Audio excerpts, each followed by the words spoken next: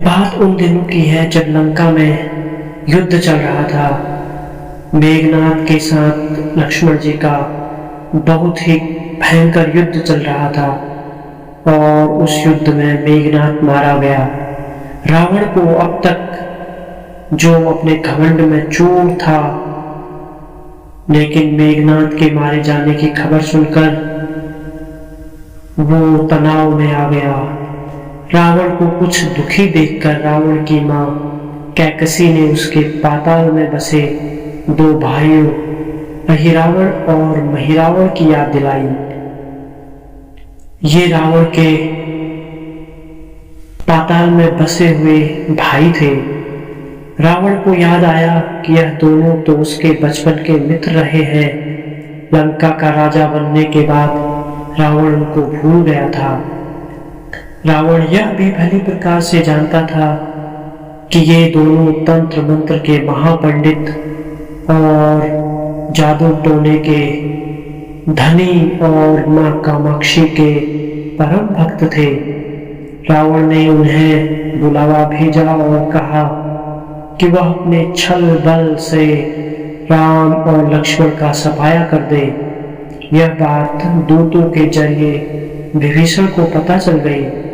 युद्ध में अहिरावण व महिरावण जैसे परम मायावी के शामिल होने से विभीषण थोड़ा चिंता में पड़ गए, क्योंकि विभीषण को पता था कि अगर अहिरावण और महिरावण इस युद्ध में आ गए तो फिर राम और लक्ष्मण की सुरक्षा व्यवस्था बहुत कड़ी करनी पड़ेगी। इसके लिए उन्हें सबसे बेहतर लगा कि इसका जिम्मा मुझे परम वीर हनुमान जी को सौंप देना चाहिए। राम लक्ष्मण की कुटिया उस समय सुमेरु पर्वत पर बनी थी। हनुमान जी ने भगवान श्री राम और लक्ष्मण की कुटिया के चारों ओर एक सुरक्षा घेरा खींच दिया। उस घेरे से कोई जादू टोना तंत्र मंत्र का असर भगवान श्री राम और लक्ष्मण पर नहीं पड़ता। अहिरावण और महिरावण श्री राम और लक्ष्मण को मारने उनकी कुटिया तक पहुंच गए और इस सुरक्षा घेरे के आगे उनकी एक न चली। ऐसे में उन्होंने एक चाल चली और महिरावण विभीषण का रूप रखकर कुटिया में घुस गया। राम और लक्ष्मण को पत्थर की सपाट शिलाओं पर गहरी नींद में सोता हुआ देखकर उसने शिला समेत दोनों भाइयों को उठा लिया और अपने निवास स्थान पाताल की ओर चल दिए। विभीषण लगातार सतर्क थे। उन्हें कुछ देर में ही पता चल गया कि कोई अनहोनी घटना हो चुकी है। विभीषण को महिरावण पर शक था। उन्हें राम लक्ष्मण की जान की चिंता सताने लगी।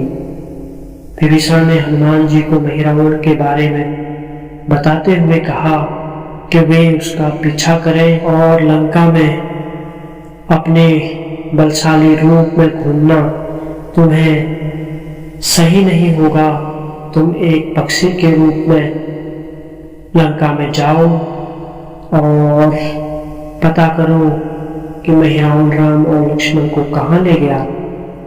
हनुमान जी ने पक्षी का रूप धारण किया और निकुंभला नगर पहुंच गए। निकुंभला नगरी में पक्षी रूप में हनुमान जी ने कबूतर और कबूतरी को आपस में बातें करते हुए सुना। कबूतर कबूतरी से कह रहा था कि अब रावण की जीत पक्की है। अहिरावण और महिरावण राम लक्ष्मण की बलि मां कामाक्षी देवी को चढ़ा देंगे। उसके बाद यह युद्ध समाप्त हो जाएगा। जैसे ही यह बात बजरंगबली को पता चली तो बजरंगबली पाताल लोक की तरफ चल दिए और रसातल पहुंच गए। रसातल पहुंचते ही प्रवेश द्वार पर उनको एक अद्भुत पहरेदार मिला, जिसका आधा शरीर बानर का था और आधा मछली का। उसने हनुमान जी को पाताल में प्रवेश करने से रोक दिया। द्वारपाल हनुमान जी से बोला कि मुझको परास्त किए बिना तुम्हारा भीतर जाना असंभव है। दोनों में भयंकर लड़ाई हुई। इसके बाद बलशाली हनुमान जी ने उसे युद्ध में परास्त किया और उसके बाद उसका असली परिचय पूछा। तब उसने अपने जन्म की कहानी हनुमान जी को बताई और कहा कि मैं श्री हनुमान जी का पुत्र हूँ। तब हनुमान जी ने उसे कहा कि हे मकरध्वज, मैं ही श्री हनुमान हूँ, तुम मेरे पुत्र हो। तब हनुमान जी ने मकरध्वज से अहिरावण और महिरावण के बारे में सारा कुछ पूछा। तब मकरध्वज ने हनुमान जी के चरण स्पर्श किए और हनुमान जी ने भी अपने बेटे को गले लगा लिया और वहां आने का पूरा कारण बताया। उन्होंने अपने पुत्र से कहा कि अपने पिता के स्वामी की रक्षा में सहायता करो। मकरध्वज ने हनुमान जी को बताया कि कुछ ही देर में राक्षस बलि के लिए आने वाले हैं। बेहतर होगा कि आप रूप बदलकर कामाक्षी मंदिर के अंदर बैठ जाएं और उनको सारी पूजा झरोके से करने को कहे। हनुमान जी ने पहले तो मधुमक्खी का वेश धरा और मां कामाक्षी मंदिर के अंदर घुस गए। हनुमान जी ने मां कामाक्षी को नमस्कार कर सफलता की कामना की और पूछा कि हे मां, क्या आप वास्तव में श्री राम जी और लक्ष्मण जी की बलि चाहती हैं? हनुमान जी के इस प्रश्न पर मां कामाक्षी ने उत्तर दिया, नहीं, मैं तो दुष्ट अहिरावण और महिरावण की बलि चाहती हूँ। यह दोनों मेरे भक्त तो हैं, पर अधर्मी और अत्याचारी भी हैं। हे हनुमान, तुम प्रयत्न करो और जरूर ही सफल होगे। यह मंदिर में 5 दीप जल रहे हैं, अलग अलग दिशाओं में और अलग अलग स्थानों पर। मां कामाक्षी ने कहा कि यह दीप अहिरावण ने मेरी प्रसन्नता के लिए जलाए हैं। जिस दिन ये एक साथ बुझा दिए जाएंगे उसका अंत निश्चित हो जाएगा। इस बीच गाजे बाजे का शोर सुनाई पड़ने लगा। अहिरावण महिरावण बलि चढ़ाने के लिए आ रहे थे। हनुमान जी ने अब मां कामाक्षी का रूप धरा। जब वो मंदिर में प्रवेश करने ही वाले थे, हनुमान जी का महिला स्वर गूंजा। हनुमान जी बोले, मैं कामाक्षी देवी बोल रही हूँ। आज मेरी पूजा तुम झरोखे से करोगे। और उसी झरोखे से पूजा आरंभ होने लगी। सारा कुछ पूजा का सामान झरोखे से दिया गया और अंत में राम लक्ष्मण को भी उसी झरोखे से डाला गया। दोनों बंधन में बेहोश थे। हनुमान जी ने तुरंत उन्हें बंधन से मुक्त किया। अब पाताल लोक से निकलने की बारी थी, पर उससे पहले मां कामाक्षी के सामने अहिरावण और महिरावण की बलि देकर उनकी इच्छा को भी पूरा करना था। दोनों राक्षसों को उनके किए की सजा देना भी हनुमान जी के लिए शेष था। अब हनुमान जी ने मकरध्वज को कहा कि वह अचेत अवस्था में लेटे हुए भगवान राम और लक्ष्मण का खास ख्याल रखें और उसके साथ मिलकर दोनों राक्षसों के खिलाफ युद्ध छेड़ दिया। बड़ा ही भयंकर युद्ध होने के बाद अहिरावण और महिरावण बड़ी मुश्किल से मरते तो फिर 5-5 के रूप में जिंदा हो जाते। यह वही 5-5 दिए का कमाल था। इस विकट स्थिति में मकरध्वज ने बताया कि अहिरावण की एक पत्नी नागकन्या है। अहिरावण उसे बलात् हर लाया था। वह उसे पसंद नहीं करती और मन मार के उसके साथ है।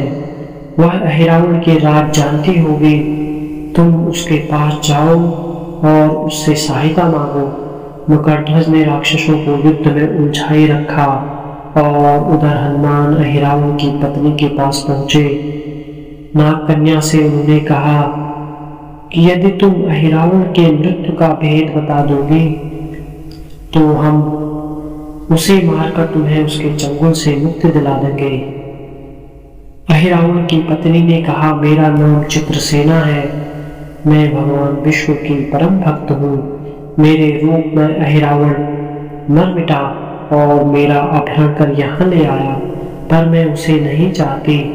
लेकिन मैं अहिरावण का भेद तभी बताऊंगी जब मेरी इच्छा पूरी की जाएगी।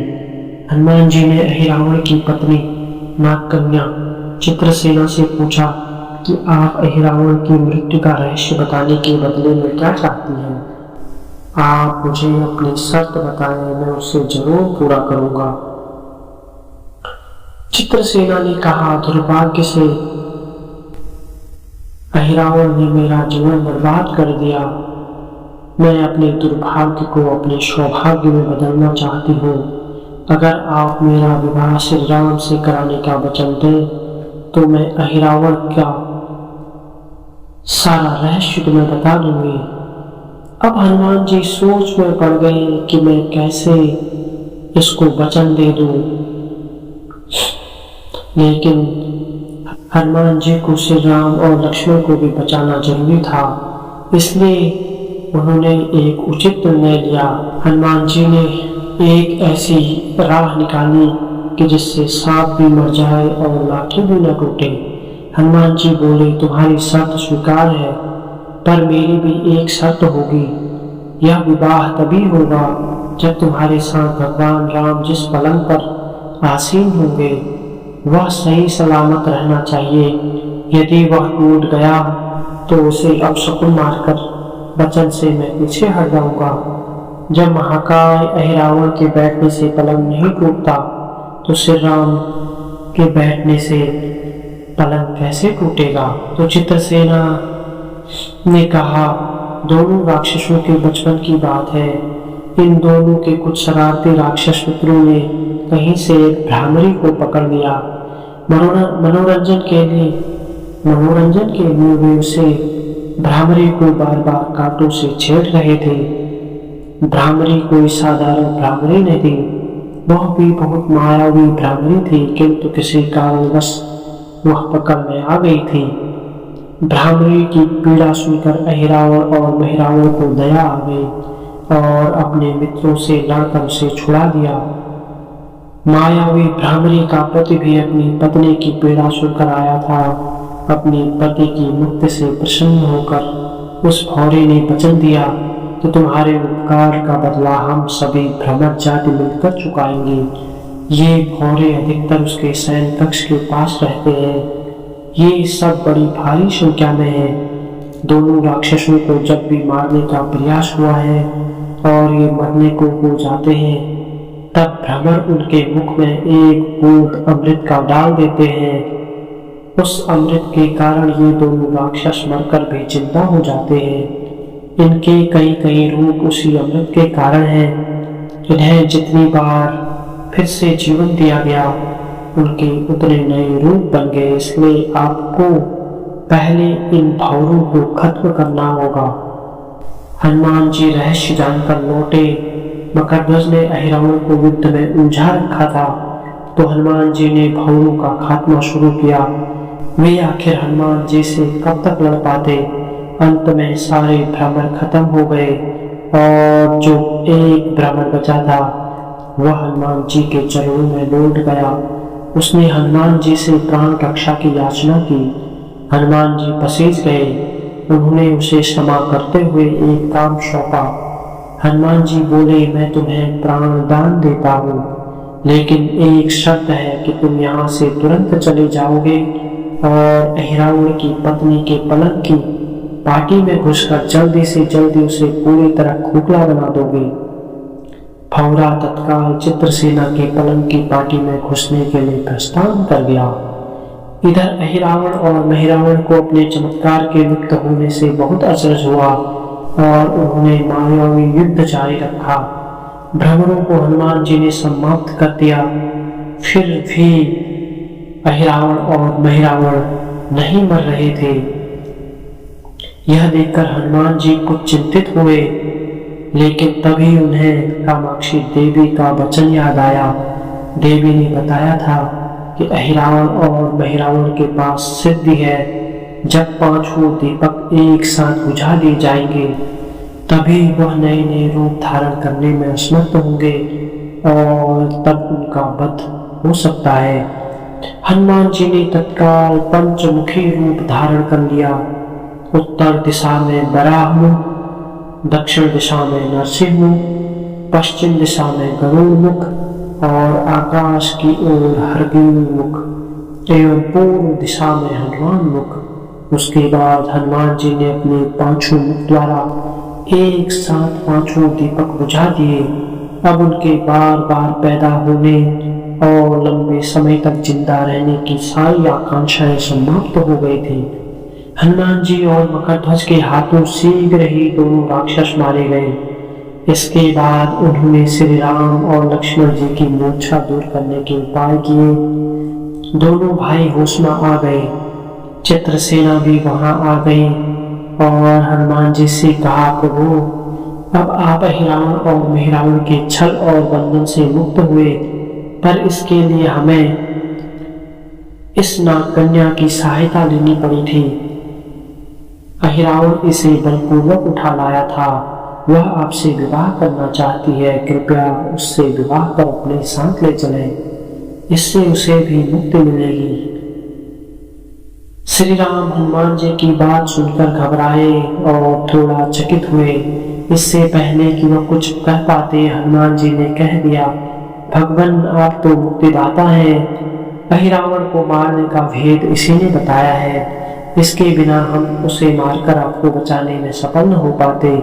कृपा निधान इसे भी मुक्ति मिलनी चाहिए, परंतु आप चिंता न करें, हम सबका जीवन बचाने वाले के प्रति बस इतना कीजिए कि आप बस इस पलंग पर बैठिए, बाकी का काम मैं संपन्न करवाता हूँ। हनुमान जी इतनी तेजी से सारे कार्य करते जा रहे थे कि इससे श्री राम और लक्ष्मण दोनों चिंता में पड़ गए। वह कोई कदम उठाते कि तब हनुमान जी ने भगवान राम की बाह पकड़ ली और हनुमान जी ने भावावेश में आकर प्रभु श्री राम की बाह पकड़कर चित्रसेना के उस सजे धजे विशाल पलंग पर बिठा दिया। श्री राम जी को समझ पाते तभी पलंग की खोखली पाटी चरमराकर टूट गई। पलंग धराशायी हो गया। चित्रसेना भी जमीन पर आ गिरी। हनुमान जी हंस पड़े और फिर चित्रसेना से बोले, अब तुम्हारी शर्त तो पूरी हुई नहीं, इसलिए यह विवाह नहीं हो सकता। तुम मुक्त हो और हम तुम्हें तुम्हारे परलोक भेजने की प्रबंध करते हैं। चित्रसेना समझ गई कि उसके साथ छल हुआ है। उसने कहा कि उसके साथ आपने छल किया। मर्यादा पुरुषोत्तम के सेवक उनके सामने किसी के साथ छल करे, यह तो बहुत अनुचित है। मैं हनुमान को श्राप दूंगी। चित्रसेना हनुमान जी को श्राप देने ही जा रही थी कि श्री राम का सम्मोहन भंग हुआ। वह इस पूरे नाटक को समझ गए। उन्होंने चित्रसेना को समझाया, मैंने एक पत्नी धर्म से बंधे होने का संकल्प लिया है, इसलिए मैं तुमसे विवाह नहीं कर सकता, लेकिन तुम हनुमान जी को क्षमा कर दो। और श्री राम ने कहा कि मैं जब द्वापर में कृष्ण अवतार लूंगा तब तुम्हें सत्यभामा के रूप में अपनी पटरानी बनाऊंगा। इससे वह मान गई। हनुमान जी ने चित्रसेना को उसके पिता के पास पहुंचा दिया। चित्रसेना को प्रभु ने अगले जन्म में पत्नी बनाने का वरदान दिया था। भगवान विष्णु की पत्नी बनने की चाह में उसने स्वयं को अग्नि में भस्म कर लिया। श्री राम और लक्ष्मण मकरध्वज और हनुमान जी सहित वापस लंका के सुबेन पर्वत पर लौट आए। यहीं से हनुमान जी का नाम पंचमुखी हनुमान पड़ा। जय हो पंचमुखी हनुमान जी की। ऐसी ही और वीडियो देखने के लिए हमारे चैनल को सब्सक्राइब करें और लाइक जरूर करें। धन्यवाद।